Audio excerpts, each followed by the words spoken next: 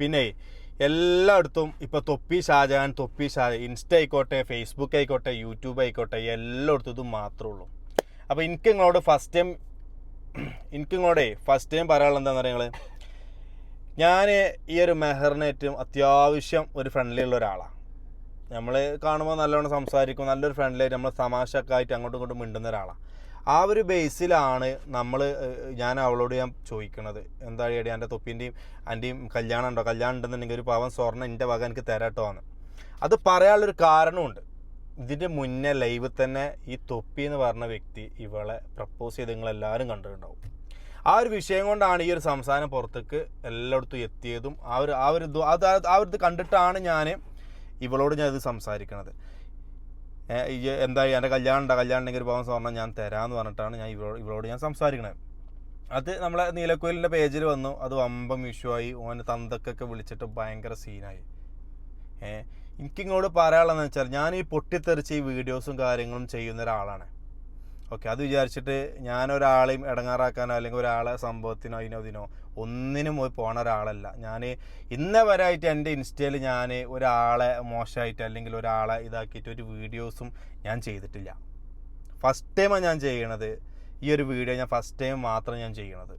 അത് നിങ്ങൾക്ക് ഓരോ വീഡിയോസുകൾ നിങ്ങൾക്ക് എടുത്തു നോക്കിക്കഴിഞ്ഞാൽ നിങ്ങൾക്ക് മനസ്സിലാവും ഞാൻ അങ്ങനത്തെ എന്തെങ്കിലും വീഡിയോസോ കാര്യങ്ങളോ എൻ്റെ ഇൻസ്റ്റയിലോ അല്ലെങ്കിൽ ഞാൻ ആരെങ്കിലും തെറി വിളിച്ചിട്ടോ എന്തെങ്കിലും ഒരൊറ്റ വീഡിയോ ഉണ്ടോ എന്ന് നിങ്ങൾക്ക് നോക്കി നിങ്ങൾക്ക് മനസ്സിലാവും. ഞാൻ അങ്ങനെ പഠിച്ച ഒരാളുമല്ല. എനിക്കത് ഇനി ബന്ധമായിക്കോട്ടെ. എനിക്കിങ്ങോട്ട് പറയാനുള്ളൊരു വിഷയം എന്ന് പറഞ്ഞാൽ, ഇതിൻ്റെ ഒരു സത്യാവസ്ഥ എങ്ങനെയൊക്കെയാണ്. പിന്നെ നേരെ ലൈവിൽ വന്നിട്ട് 2 തന്തക്ക് പറഞ്ഞവനാണോ അങ്ങനെയാണോ ഇങ്ങനെയാണോ എന്ന് വിളിക്കുമ്പോൾ അപ്പോൾ നിങ്ങൾ മനസ്സിലാക്കിയാൽ മതി. സ്വന്തം വാപ്പാനെ വിളിക്കുമ്പോഴൊരു ഫീല് നിങ്ങൾക്ക് വാപ്പ ഉള്ള ആളുകളല്ലേ, അപ്പോൾ നിങ്ങൾക്ക് എന്തായാലും മനസ്സിലാവും. പിന്നെ എനിക്ക് പറയാനുള്ള എന്താ അറിയാം, ഈ തൊപ്പിനോടായിക്കോട്ടെ, തൊപ്പിൻ്റെ ഫാൻസ് ആയിക്കോട്ടെ, ഈ ഫാൻസിനെ കണ്ടിട്ടൊന്നും ഞാൻ മുള്ളൂല. സത്യം പറയാലോ, ഈ ഫാൻസിനെ കണ്ടിട്ടൊന്നും നമ്മൾ എത്ര ആൾ എങ്ങനെ ഉണ്ടായിക്കോട്ടെ എന്തുണ്ടായിക്കോട്ടെ എനിക്കതൊന്നൊരു വിഷയമല്ല. പക്ഷെ തൊപ്പി എന്ന് പറഞ്ഞൊരു വ്യക്തിക്ക് കൊടുക്കാനുള്ളത് ഞാൻ കൊടുക്കും, അത് ഉറപ്പാ. എഴുതി വെച്ചോ തൊപ്പിയ, എഴുതി വെച്ചോ. ഓക്കെ, ഇന്നെന്തു വേണേ പറഞ്ഞോ, എനിക്കതൊന്നൊരു വിഷയമല്ല. അന്നെ ചിലപ്പോൾ പല ആളുകളും തന്തക്ക് വിളിച്ചിട്ടുണ്ടാവും, എനിക്കതൊരു ശീലമായിപ്പോയി.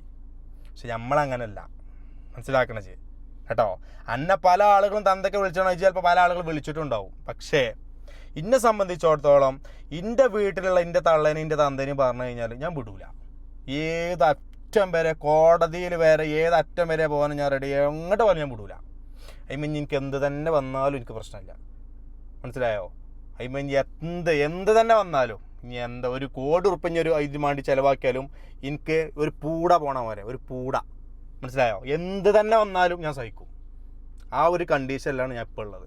ഒരിക്കലും ഞാൻ ഇത് വിടാനും ഞാൻ ഉദ്ദേശിക്കുന്നത്. മലപ്പുറത്തായിക്കോട്ടെ, എന്നെ കാണുന്ന ഏതൊരു പ്ലാറ്റ്ഫോമിലേക്ക് ആദ്യം വന്നിട്ട് എന്നെ മോന്ത അടിച്ച് ഞാൻ പൊളിക്കും എന്ന് പറഞ്ഞാൽ പൊളിക്കും.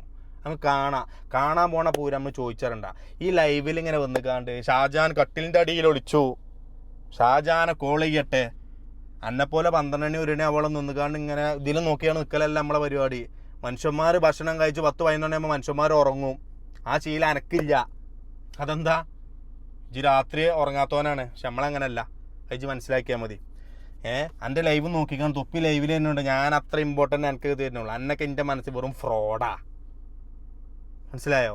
പിന്നെ എൻ്റെ ഒരു ലൈവും കാത്തുങ്ങ നിൽക്കുക. ജാരാ ഒന്ന് പോടാ ചെങ്ങായി.